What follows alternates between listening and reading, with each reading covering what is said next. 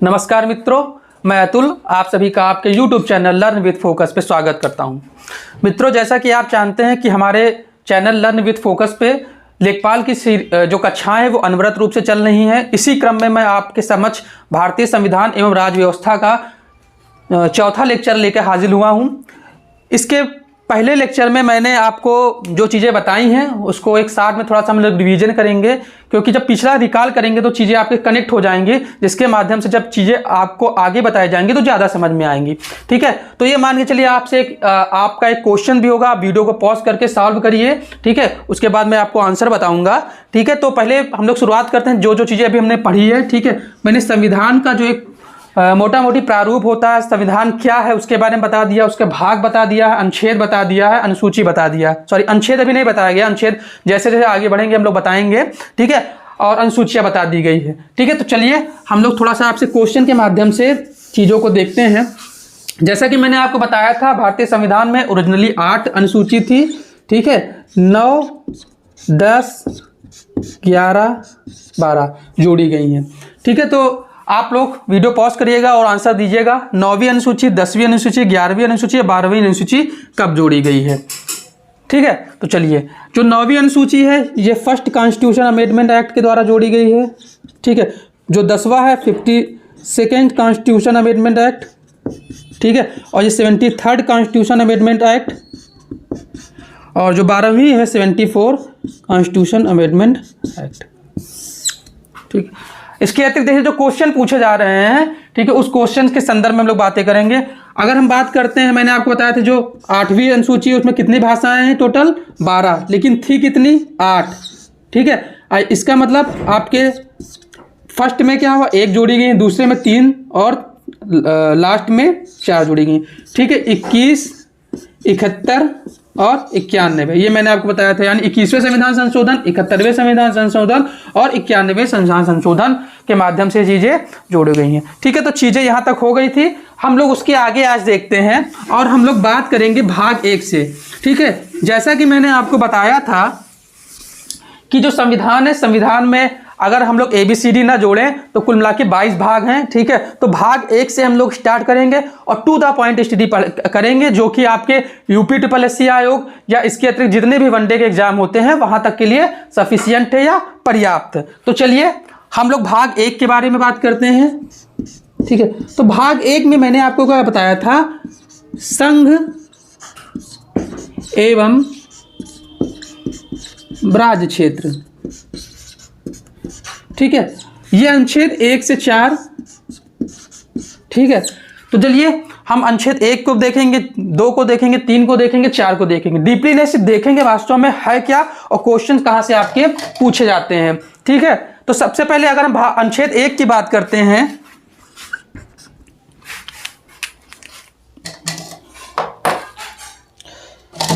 तो अनुच्छेद 1 में जो आपका है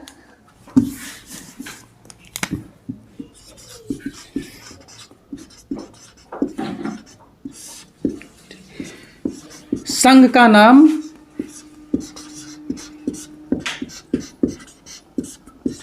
एवं राज्य क्षेत्र। ठीक है, इसमें संघ का नाम एवं राज्य क्षेत्र के बारे में बताया गया है कि India shall be the union of state. ठीक है, या जो भारत होगा वो राज्यों का संघ होगा।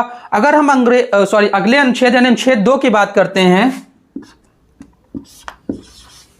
ठीक है, तो अनुच्छेद 2 में अगर हम बात करते हैं, जैसे कि आपका पूरा भारत हो गया, लेकिन अनुच्छेद 2 में बताया गया कि भारत में हम यदि नए राज्य मतलब अब यहां पर देखिएगा, नए राज्यों की प्रवेश एवं स्थापना, दूसरे में जो है नए राज्यों की प्रवेश या स्थापना।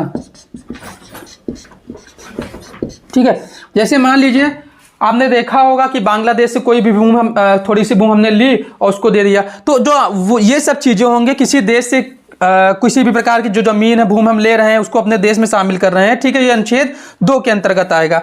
अनुच्छेद 3 में क्या होगा, अनुच्छेद 3 में क्या होगा कि जो भारत का राज्य क्षेत्र है, भारत के अंदर जो भी राज्य हैं, ठीक है, उनके मतलब उसमें नए राज्यों का निर्माण हो गया, उन और वर्तमान राज्यों के निर्माण जो है उसमें क्या करते हैं, उसकी सीमाओं में चेंज कर सकते हैं, ठीक है, उनका नाम चेंज कर सकते हैं। ये आपका अनुच्छेद 3 में दिया गया है। यानी अनुच्छेद 3 में जो है वो है नए राज्यों का निर्माण और वर्तमान के राज्यों में परिवर्तन, ठीक है।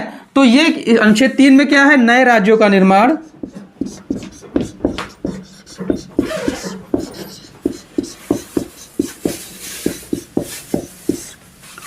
एवं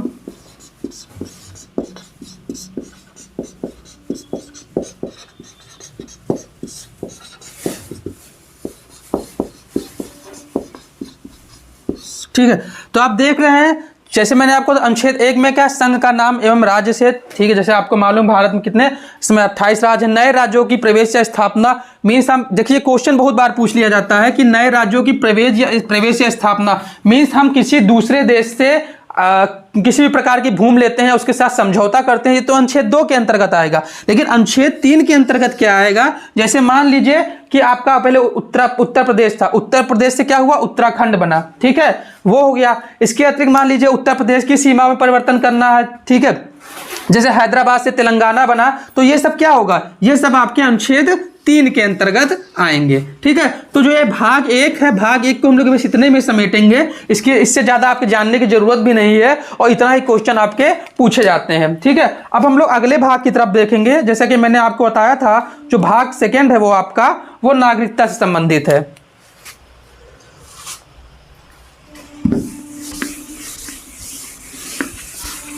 आज हम लोग भाग 3 जो आपके मूल अधिकार है, पूरा मूल अधिकार को देखेंगे, वहां तक की चीजों को देखेंगे।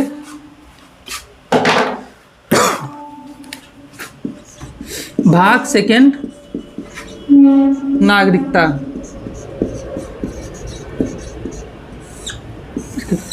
ठीक है, नागरिकता क्या मतलब है, नागरिकता सिंपल से समझिए कि किसी प्रकार की एक उपाधि है या एक विधिक या संवैधानिक कानून होता है जो उस देश के निवासियों को दिया जाता है, ठीक है।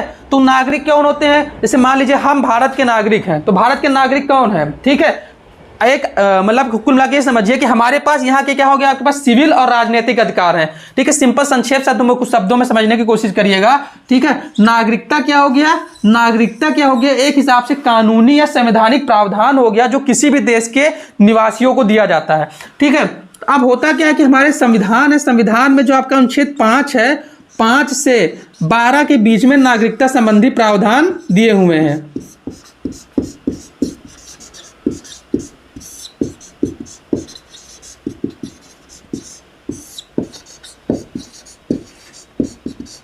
ठीक है, अब इसमें जो महत्वपूर्ण अनुच्छेद हैं वहां हम पूछेंगे, सॉरी उसी को हम लोग देखेंगे।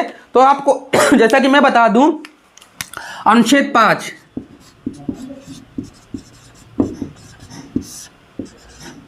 ठीक, अनुच्छेद 5 जो है, अनुच्छेद जो 5 ये कहता है कि संविधान के प्रारंभ पर नागरिकता, ठीक है, मीन्स जो संविधान जब लागू हुआ उस समय कौन भारतीय होंगे, कौन भारतीय नहीं होंगे, उसके संदर्भ में बात करता है। मीन्स संविधान के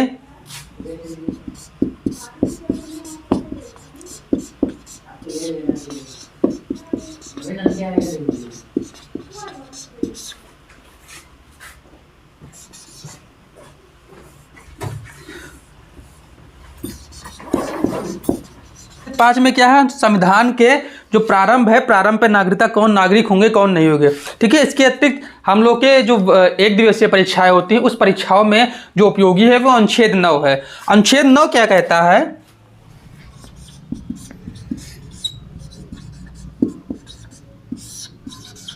ठीक, अनुच्छेद ये 9 कहता है कि कोई भी व्यक्ति जो भारत का नागरिक है, यदि वह स्वेच्छा से किसी दूसरे देश की नागरिकता को ग्रहण कर लेता है तो वह भारत का नागरिक नहीं रहेगा।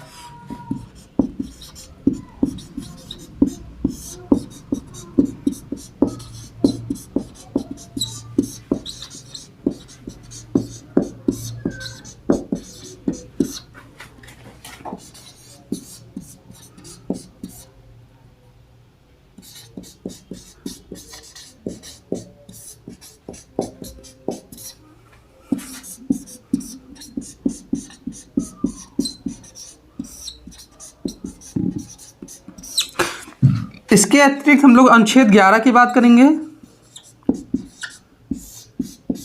ठीक है, अनुच्छेद 11 क्या कर सकता है कि नागरिकता संबंधी जो भी कानून होंगे उसको बनाने की शक्ति किसके पास होगी? वो आपके संसद के पास होगी। यानी क्या कहता है कि संसद द्वारा नागरिकता के अधिकार को विधि द्वारा विनियमित किया जाना। संसद द्वारा नागरिकता के अधिकार को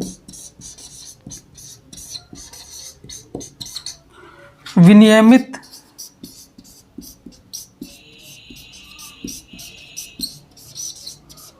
करना। ठीक है, तो ये आपका हो गया भाग 2। भाग 2 किससे संबंधित है? भाग 2 नागरिकता से संबंधित है, और नागरिकता को बहुत संक्षेप में मैंने बताया। इसके अतिरिक्त जो क्वेश्चंस है वो बहुत ही कम संभावना है कि पूछे जाएंगे। हाँ, एक क्वेश्चन ये भी पूछा जाता था कि कितने प्रकार से नागरिकता ग्रहण की जा सकती है, तो 5 प्रकार का वर्णन भारतीय संविधान में है, जिसके तहत कोई भी व्यक्ति जो भारत का नागरिक नहीं है वो भारत का नागरिक हो सकता है। देखिए, अगर आप लोगों को कुछ समझ में ना आए, ठीक है, तो आप लोग कमेंट जरूर किया करिए। और ये हमारा एक छोटा सा प्रयास है आप लोगों के लिए कि वे बच्चे जो कि कहीं ना कहीं बड़े बड़े शहरों में जाके, ठीक है, आर्थिक स्थिति उनकी अच्छी नहीं होती है, धन के अभाव में अपनी जो पढ़ाई है उसको कंटिन्यू नहीं कर सकते हैं, उसके संदर्भ में एक हमारे चैनल लर्न विथ फोकस के द्वारा किया गया छोटा सा प्रयास है। इसका आप लोग क्या करिए, हमारे चैनल को भी सहयोग करिए। ठीक है, हम लोग आपसे किसी प्रकार का कोई राशि नहीं ले रहे हैं, बस सही है कि आपका प्यार और सहयोग हम लोग के लिए बना रहे। आप चैनल को अधिक से अधिक लोगों में शेयर करिए। ठीक है, और अगर चैनल पे हमारे कंटेंट जो दिए जा रहे हैं अच्छे लगे तभी चैनल को सब्सक्राइब कीजिए, अन्यथा कोई ज़रूरी नहीं है कि आप सब्सक्राइब करिए। ठीक है, चलिए हम लोग अपने जो लेक्चर है उस लेक्चर को और आगे कंटिन्यू करते हैं और आगे बढ़ते हैं। हम लोग अगला जो आपका भाग होगा भाग 3 होगा, जो कि भाग 3 आपके किससे संबंधित है? भाग 3 आपके मूल अधिकार से संबंधित है जो कि बहुत ही महत्वपूर्ण है आपके लिए परीक्षा के दृष्टिकोण से। उस मूल अधिकार को हम लोग देखेंगे। ठीक है, सबसे पहले आप ये जान लीजिए जो मूल अधिकार है, मूल अधिकार का जो आपका कॉन्सेप्ट है वो कहाँ से लिया गया है? यूएस से लिया गया है। ठीक है, सिंपल सी आप बात ये जान लीजिए, मूल अधिकार मूल क्यों है? ठीक है, मूल इसलिए है क्योंकि कहीं ना कहीं वो हमारा व्यक्तित्व है। ठीक है, हमारे व्यक्तित्व के लिए या हमारे जो नैसर्गिक विकास है उसके लिए जरूरी है। ठीक है, ये नहीं जरूरी है कि जो मूल अधिकार हमारे लिए मूल है वो किसी अन्य देश के लिए भी मूल हो सकते हैं। ठीक है, तो सबसे पहले हम लोग इसकी स्टार्टिंग कहाँ से करेंगे? स्टार्टिंग अधिकार से करेंगे कि वास्तव में अधिकार क्या होते हैं।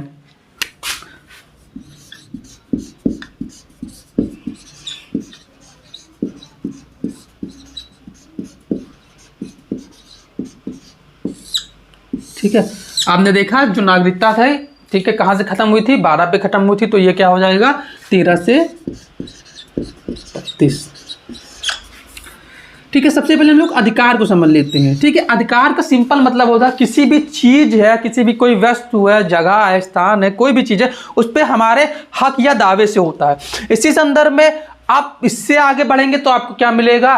क्या कहते हैं? Human right. ह्यूमन राइट क्या कहता है? ह्यूमन राइट जो होते हैं वो किसी भी प्रकार की किसी सीमा से नहीं बंधे हुए होते हैं। जैसे कहने का मतलब है मानव अधिकार। मानव अधिकार मतलब क्या है? हम मानव हैं, मानव के संपूर्ण विकास के लिए क्या हवा होना चाहिए, पानी होना चाहिए, शिक्षा होनी चाहिए, रेल होनी चाहिए। तो ये सब क्या हो गया? हमारे मानव अधिकार हो गए। ठीक है, आप ये किसी भी देश से बंधे नहीं हो, देश की सीमा से या किसी प्रकार की सीमा से नहीं बंधे होते। लेकिन कुल मिला के मान लीजिए, कुछ मिला के इस प्रकार समझे, इन्हीं अधिकारों में से कुछ ऐसे अधिकार हैं जिनका वर्णन हमारे भारतीय संविधान में भाग 12 से 35 में होता है। उन्हीं को हम क्या कहते हैं? मूल अधिकार कहते हैं। 12 नहीं, 13 से 35 के बीच में है, उनको हम क्या कहते हैं? मूल अधिकार कहते हैं। ये मूल अधिकार वास्तव में भारतीय संविधान में कितने थे? 7 थे। लेकिन होता क्या है कि जो आपका क्या कहते हैं 7 थे, लेकिन जो आपके संपत्ति का अधिकार होता है, संपत्ति के अधिकार को 44वें संविधान संशोधन 1978 के द्वारा हटा दिया जाता है। तो सबसे पहले आज थोड़ा सा स्वास्थ्य नहीं ठीक है, ठीक है, आप लोग देख रहे हैं आपके वहाँ भी बारिश हो रही होगी, ठीक है, इसके लिए क्षमा प्रार्थी हूँ। हाँ, तो हम लोग बात करते हैं, तो वस्तुतः जो मूल अधिकार थे 7 थे, लेकिन संपत्ति के अधिकार को हटा दिया गया है, ठीक है। आज कितने मूल अधिकार आपके पास हैं? 6 अधिकार हैं। अभी हम लोग 1 बाय 1 करके देखेंगे, ठीक है। तो सबसे पहले अगर हम लोग बात करते हैं तो समानता का अधिकार,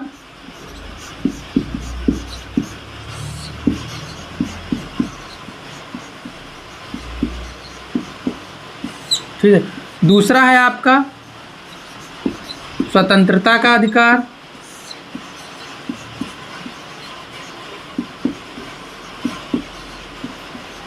ठीक है। अब देखिए एक एक करके हम लोग चीजों को देखेंगे। जो समानता का अधिकार है, स्वतंत्रता का अधिकार है, तीसरा है शोषण के विरुद्ध अधिकार,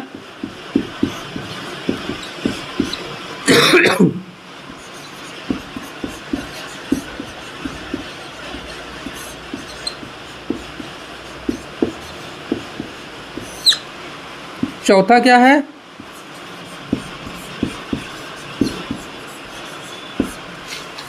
धार्मिक स्वतंत्रता का अधिकार,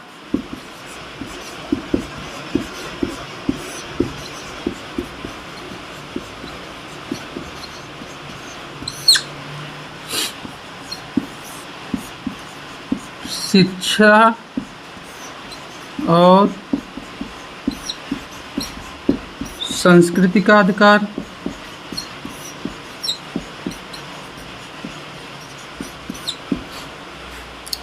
और लास्ट में है संवैधानिक उपचारों का अधिकार। 6 लिख देते हैं, चलिए। संपत्ति का अधिकार,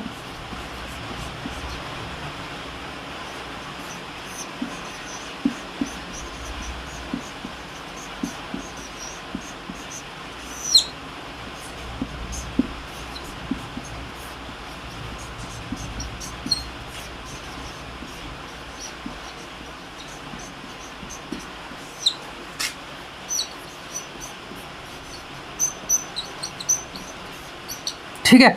जो ये आपका संपत्ति का अधिकार है, ठीक है, इस संपत्ति के अधिकार को, ठीक है, 44th कॉन्स्टिट्यूशन अमेंडमेंट एक्ट 1978 के द्वारा हटा दिया गया है। अब इसे हमारे भारतीय, ये अभी हालांकि है संवैधानिक अधिकार, मूल अधिकार नहीं, लेकिन संवैधानिक, इसको हमारे भारतीय संविधान के भाग 12 के, ठीक है, पार्ट 4 में 301 यानी 300A में इसको जगह दिया गया है। ये अभी भी आज क्या है? संवैधानिक अधिकार है, क्योंकि संविधान में इसका अभी भी वर्णन है, ठीक है। तो अब हम लोग 1 बाय 1 करते हुए इन चीज़ों को देखेंगे, ठीक है। अगर अनुच्छेद की बात करें तो इसका 14 से 18, 19 से 22, ठीक है, ये आपका हो गया 23, 24, ठीक है, ये आपका होगा 25 से 28, ठीक है, ये हो गया 29, 30, ठीक है, ये आपका हो गया 31 जो कि हटा दिया गया है, ठीक है, और ये आपका होगा 30, ठीक है। इसके अंदर आप ये भी देखेंगे जो रिट होती हैं, जो 5 प्रकार की दाखिल की जाती हैं, वो इसके अंदर वर्णन है, ठीक है। तो आप लोग चाहेंगे तो इसका स्क्रीनशॉट ले लेंगे, ठीक है। हम लोग 1 बाय 1 करके इन चीज़ों को देखेंगे, ठीक है। चलिए आप लोग इसका स्क्रीनशॉट ले लीजिए।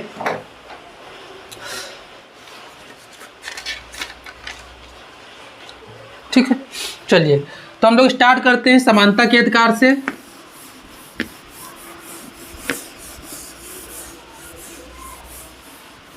ठीक है, अब देखिए इसमें भी जो बहुत महत्वपूर्ण चीजें होंगी उन्हीं को बताया जाएगा, सब चीजें नहीं बताई जाएंगी, ठीक है। समानता का अधिकार, देखिए कहने का मतलब ये है कि इसको क्यों रखा गया है, क्योंकि आपने देखा जब भारत आज़ाद हुआ तो विभिन्न प्रकार की असमानता थी, ठीक है, असमानता थी, तो समानता कहीं ना कहीं समानता को लाने के लिए इन अधिकारों को मूल अधिकार में लिया गया है कि इसके लिए आप direct high court, supreme court में जा रहे हैं, ठीक है। इसके अतिरिक्त इससे इधर किसी भी प्रकार की विधि नहीं बनाई जा सकती है, ठीक है। आप एक क्वेश्चन और कर सकते हैं कि सर देखिए आपने बताया तो है 13 से 35 से, लेकिन आप स्टार्ट कर रहे हैं, सॉरी 12 होगा, गलत मैंने लिख दिया है, इसको आप सही कर लीजिएगा, 12 से 35, ठीक है, हाँ, तो 12 से 35 है, ठीक है। अब देखिए लेकिन आप जो क्या कर रहे हैं, बता तो रहे हैं कि 14 से, ठीक है, तो 12 और 13 में क्या दिया गया है, ठीक है। तो 12 है, जो 12 में ये बताया गया है कि जो राज्य शब्द को परिभाषित किया गया है कि वास्तव में राज्य है क्या, ठीक है। और 13 में बताया गया, 13 में ये कहा गया है कि कोई भी जो कानून है, ठीक है, या कोई भी नियम है इस प्रकार नहीं बनाया जाएगा कि वो जो समानता जो मूल अधिकार है उन मूल अधिकारों का क्या करे, खंडन करे। अगर बनाया भी जाता है तो उस हद तक वो शून्य हो जाएगा जिस हद तक वो मूल अधिकारों का हनन करेगा। ठीक है, इसी संदर्भ में जो आपका अनुच्छेद 14 है, अनुच्छेद 14 क्या कहता है, विधि के समक्ष समानता एवं विधियों का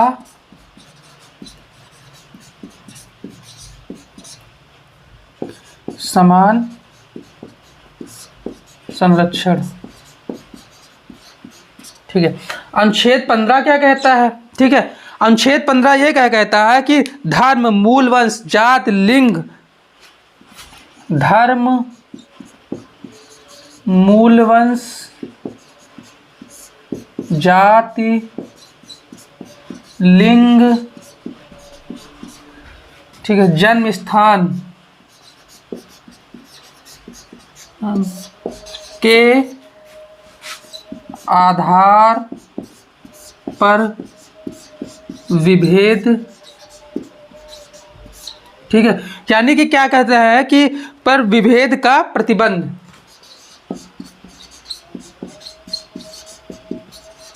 ठीक है, मीन्स कहने का मतलब यह है कि धर्म हो गया, मूल वंश हो गया, जाति हो गया, लिंग हो गया, जन्म स्थान, इसके आधार पर किसी भी प्रकार का जो विभेद है उस विभेद को नहीं आरोपित किया जा सकता है, या कोई जो कानून है इस आधार पर नहीं किए जा सकते हैं। ठीक है, तब तक आप लोग देखिए इसका स्क्रीनशॉट ले लीजिए, मैं हट जा रहा हूं। चलिए अगला हम लोग देखते हैं,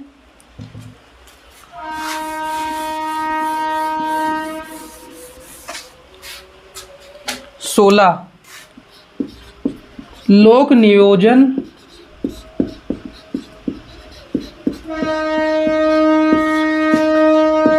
के विषय में अवसर की समानता। ठीक है, अगला क्या है, छूत का अंत। ठीक है, 18वां क्या है, उपाधियों का अंत। ठीक है, चलिए तो ये देखिए ये चीज़ है। देखिए मैंने आपको समानता का अधिकार बताया। देखिए आप लोगों को मैंने यहाँ बताया था कि जो मूल अधिकार है अनुच्छेद 12 से 35 के बीच में है। ठीक है, तो अब उसके अतिरिक्त मैंने आपको तो उसमें भी हमको मैंने बताया समानता का अधिकार। ठीक है, स्वतंत्रता का अधिकार। ठीक है, फिर उसके बाद में आपको मैंने बताया कि जो समानता का अधिकार है उस समानता के अधिकार के अंतर्गत, ठीक है, 14 से अनुच्छेद 18 के बीच में विभिन्न प्रकार की समानताओं का वर्णन है। उस पर मैंने बताया 14 बताया, आपको 15 बताया, 16 बताया, 17 और 18। ठीक है, अब अगला हम लोग जो देखेंगे वो अगला ये होगा स्वतंत्रता का अधिकार।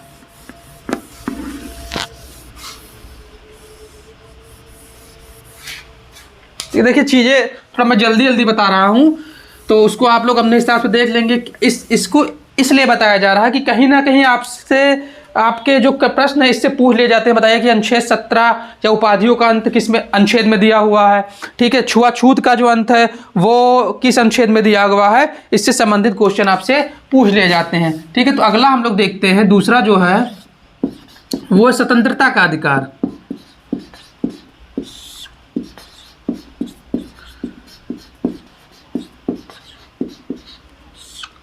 ये आपका 19 से 22 में है। ठीक है, अनुच्छेद 19 में क्या है, ठीक है, मैं लिखूंगा नहीं, लिखने से थोड़ा ज़्यादा समय लग जाता है, कि वाक संबंधी।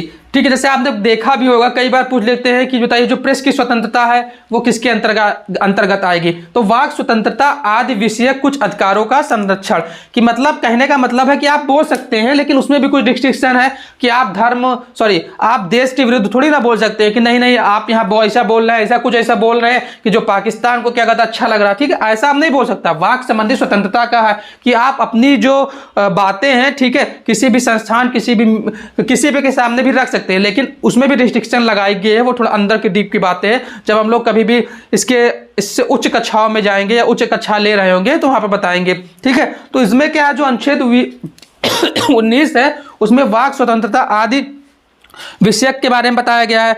जो अनुच्छेद 20 है, अनुच्छेद 20 में क्या बताया गया कि अपराधों के लिए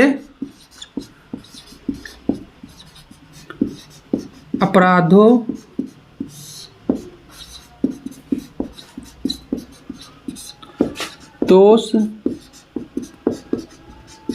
सिद्धि संरक्षण, ठीक, वाक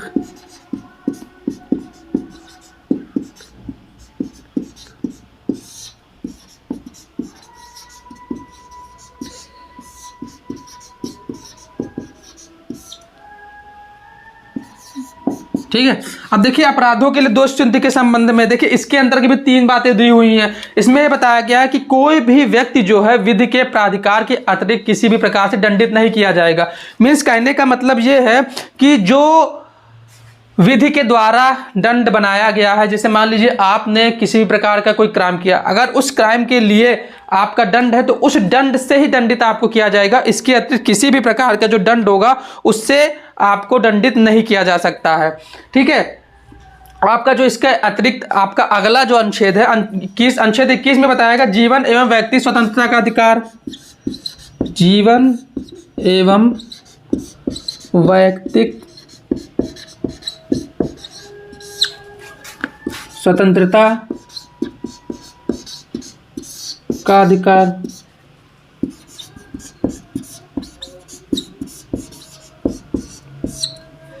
ठीक है, अनुच्छेद 22 है, उस अनुच्छेद 22 में क्या बताया गया है,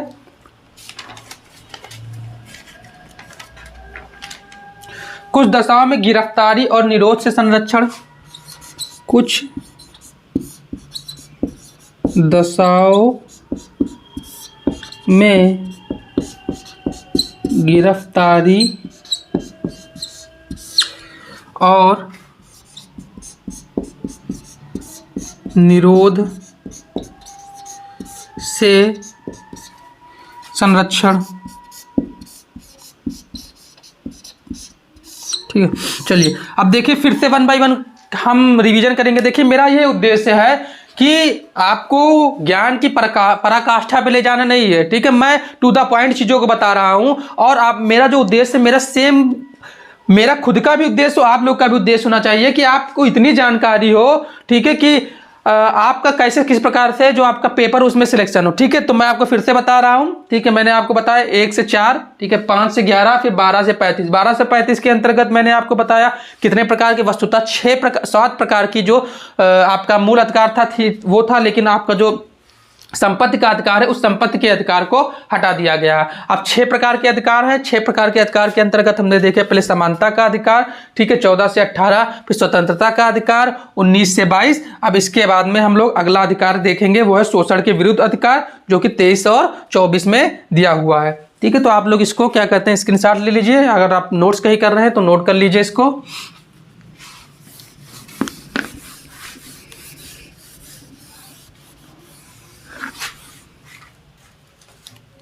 ठीक है, तीसरा क्या है, शोषण के विरुद्ध अधिकार। ठीक है, अब देखिए मैं आपको बता रहा हूं, वीडियो ज़्यादा लंबा ना हो इसीलिए, कि मानव के दुर्व्यवहार और बलात् श्रम का प्रतिषेध। ठीक है, जैसे कहने का मतलब है कि आप भारत में रह रहे हैं, ठीक है, भारत में आप एक व्यक्ति हैं, ठीक है, मानव के दुर्व्यापार, अभी आप देख रहे हैं कि विभिन्न प्रकार से अवैध क्या कहते हैं काम होते हैं, जिसमें क्या मानव को मतलब ह्यूमन को एक जगह से दूसरे जगह ले जा रहा है। ठीक है, उसी संदर्भ में अनुच्छेद 23 आपका दिया गया है कि आप मानव का दुर्व्यापार नहीं कर सकते, उससे बलात् श्रम का नहीं करा सकते। कहने का मतलब यह है कि आप उससे बल के आधार पर, जैसे आपने देखा होगा पहले बंधुआ मजदूरी हुआ करता था, तो वो सब चीज़ें आप नहीं करा सकते, इसमें अनुच्छेद 23 में दिया गया है। ठीक है, यानी मानव दुर्व्यापार और बलात् श्रम का निषेध।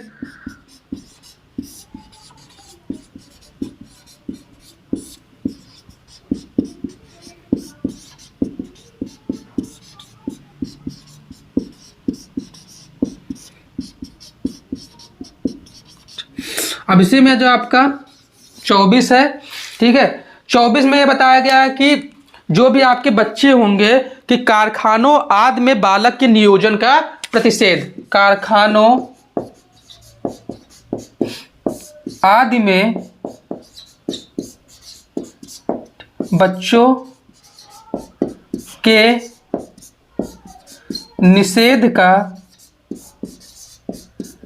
प्रतिषेध, ठीक है। तो ये देखिए, ये कुछ इंपॉर्टेंट आपके महत्वपूर्ण अनुच्छेद थे जिन अनुच्छेद के बारे में आपको बताया गया, ठीक है। अनुच्छेद 14 हो गया, 15 हो गया, 15 से लेके आपको 24 तक बताया गया, ठीक है। 14 में विधि की समझ समानता एवं विधियों का समान संरक्षण, ठीक है। 15 में क्या बताया गया कि धर्म, जात, लिंग और जन्म स्थान के आधार पर विभेद का प्रतिषेध बताया गया। अनुच्छेद 16 में क्या बताया गया कि लोक नियोजन में अवसर की समानता के बारे में बताया गया, ठीक है। इस प्रकार 17वां का है, 17 में आपको क्या बताया गया, उपाधियों का अंत है, ठीक है। 17 में क्या है, छुआछूत का अंत है। 18 में क्या है, उपाधियों का अंत है, ठीक है। 18 के बाद आपने 19 देखा, 19 में क्या बताया कि वाक संबंधी स्वतंत्रता है, ठीक है। उसके बाद 20 हो गया, 21 हो गया, 22 हो गया। 23 में क्या बताया गया, मानव दुर्व्यापार और बलात्श्रम का निषेध, ठीक है। 24 में क्या है, कारखानों आदि में बच्चों के प्रतिषेध का निषेध। तो यहां तक ये जो आपके अनुच्छेद थे, ये अनुच्छेद आपके लिए बहुत ही महत्वपूर्ण है, इसीलिए इनको 1 बाय 1 करके बताया गया, ठीक है।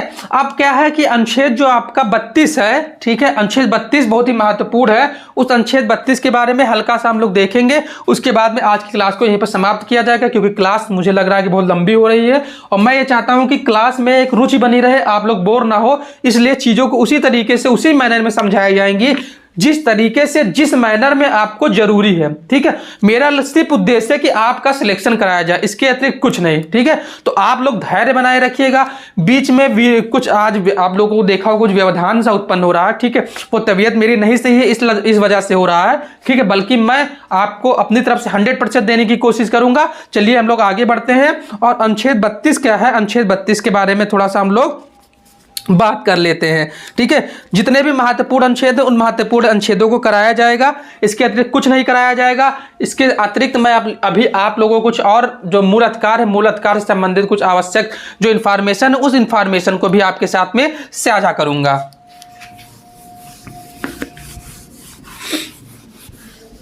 ठीक है। जैसा कि मैंने आपको बताया था कि जो अनुच्छेद 32 है वो संवैधानिक उपचारों का अधिकार, अनुच्छेद 32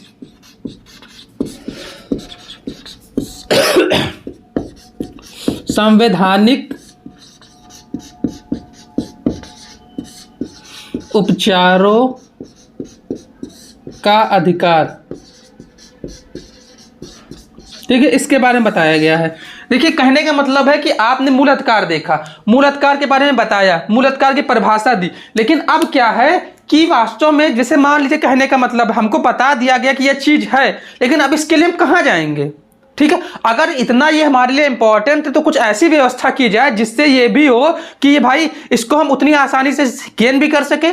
आपने देखा होगा कि हमारे यहाँ जो न्यायालय, देखिए मैं न्यायालय पे संदेह कुछ कर भी नहीं सकता क्योंकि मेरी इतनी हैसियत भी नहीं है, लेकिन मैं आपको बता रहा हूँ कि न्यायालय में आप देख रहे हो कि इतने लंबे मामले लंबित पड़े हुए, ये है वो है, बहुत सी ऐसी चीजें होती हैं। तो कहने का मतलब, अगर हमको, जैसे कहने का मतलब कोई भी चीज को आप बनाते हैं लेकिन उसका प्रभावी इंप्लीमेंटेशन भी तो होना चाहिए, ठीक है। इसीलिए बात ये आई कि भाई आपने इतने अधिकार बता दिए, लेकिन अगर इन अधिकारों का हनन होता तो आप जाएंगे कहां पे, क्या कैसे करेंगे, आप किसके सामने जाके हाथ फैलाएंगे। इसके लिए यह व्यवस्था की गई कि अगर इनमें से भी किसी प्रकार का, मान लीजिए राज हनन करता है, ठीक है, या कोई व्यक्ति विशेष के द्वारा किसी प्रकार का हनन होता है, तो उस संदर्भ में आपको एक स्पेशल प्रोविजन के तहत आपको स्पेशल पावर दिए गए हैं कि अनुच्छेद 224, ठीक है, अनुच्छेद 32, ठीक है, इसके तहत आप हाई कोर्ट सीधे और इसके तहत आप सुप्रीम कोर्ट जा सकते हैं। इसी के अंतर्गत आपको बताया गया है, इसके अंतर्गत आपको 5 प्रकार की रिट, ठीक है, 5 प्रकार की रिट के बारे में बताया गया है,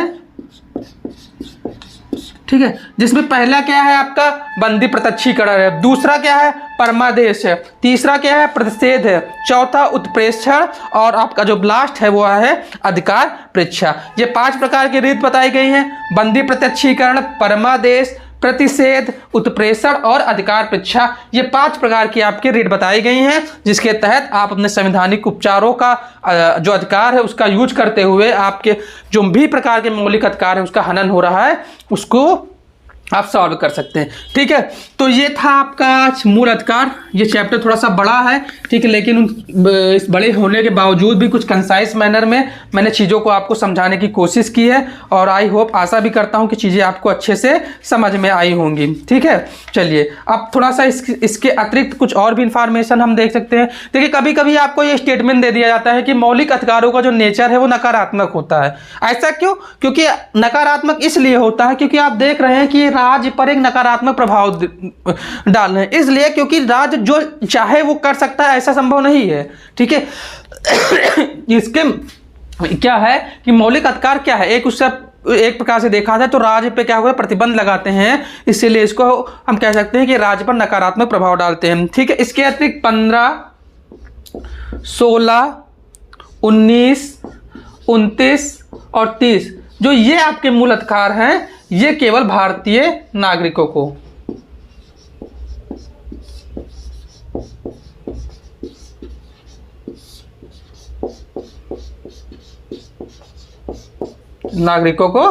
प्राप्त है। ठीक है, चलिए, तो ये हो गई आज की हमारी क्लास। हमको ऐसा लग रहा है कि आपको क्लास अच्छी जरूर लगी होगी। ठीक है, तो चलिए एक बार आज हमने फिर से क्या पढ़ा है उन चीज़ों को रिवाइज करते हैं, क्योंकि रिवीजन ये मस्ट है। मैं ये चाहता हूं कि चीज़ें क्लास में आपको रटा दी जाए, आपको क्लास के अतिरिक्त किसी भी प्रकार की कोई परेशानी ना हो, कहीं पे किसी प्रकार की पढ़ने की आवश्यकता ना हो, जो अधिकांश क्वेश्चन है वो आपके यहीं से सॉल्व हो जाए। तो चलिए, सबसे पहले आज हमने क्लास में क्या देखा, हम लोगों ने क्लास में ये देखा कि जो नागरिकता है, नागरिकता संबंधी जो प्रावधान है उस प्रावधान के बारे में देखा। मैंने आपको बताया कि अनुच्छेद 5 में है, अनुच्छेद 5 में यह बताया गया है कि जब भारत आजाद हुआ उस समय कौन से ऐसे व्यक्ति हैं जो नागरिक होंगे। ठीक है, इसके बाद अनुच्छेद 9 में बताया, अनुच्छेद 9 में मैंने यह बताया कि कोई भी व्यक्ति यदि किसी देश की स्वेच्छा से नागरिकता ग्रहण करता है तो यहाँ का नागरिक नहीं रहेगा। इसके अतिरिक्त मैंने आपको अनुच्छेद 11 में यह बताया कि संसद के पास यह अधिकार होगा कि नागरिकता संबंधी जो प्रावधान है उसको बनाए। ठीक है, इसके अतिरिक्त मैंने आपको मूल अधिकार के बारे में बताया। मूल अधिकार में मैंने 14 से स्टार्टिंग की और फाइनली आपको 32 तक चीज़ों को समझाया है। ठीक है, तो चलिए आज की ये क्लास यहीं तक रहती है। तब तक के लिए धन्यवाद। आप लोग अच्छे से पढ़ते रहिए। जय हिंद, जय भारत।